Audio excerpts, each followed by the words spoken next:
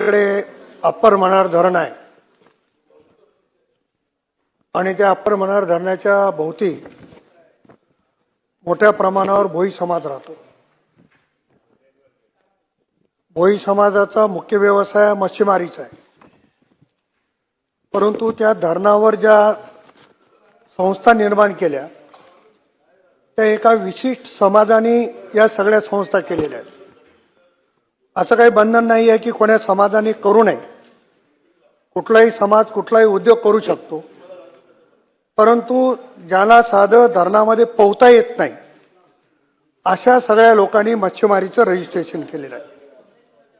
एकाच कुटुंबातले अनेक सदस्य त्या संस्थेमध्ये आहेत आणि गेल्या अनेक वर्षापासून मूळ जो भोई समाज आहे मच्छीमारी करणारा त्याला याच्यापासून दूर ठेवल्या जाते। अनेक वेळेस त्याने आमरण उपोषण केलं। मी स्वतः लोकसभेचा सदस्य असताना मान्य जिल्हाधिकारी आणि आम्ही जाऊ लेखी पत्र देऊन त्यांचं उपोषण उठवलं, परंतु आपल्याकडे जी माहिती आहे की अशा पद्धतीची तक्रार अप्राप्त आहे।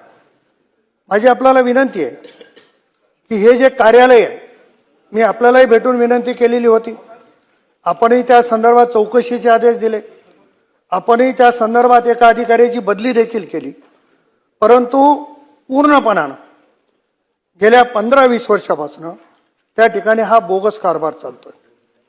आपण 4 संस्थेची नावं दिली, त्याच्यामध्ये माहिती देताना गवंडगावचा उल्लेख केला।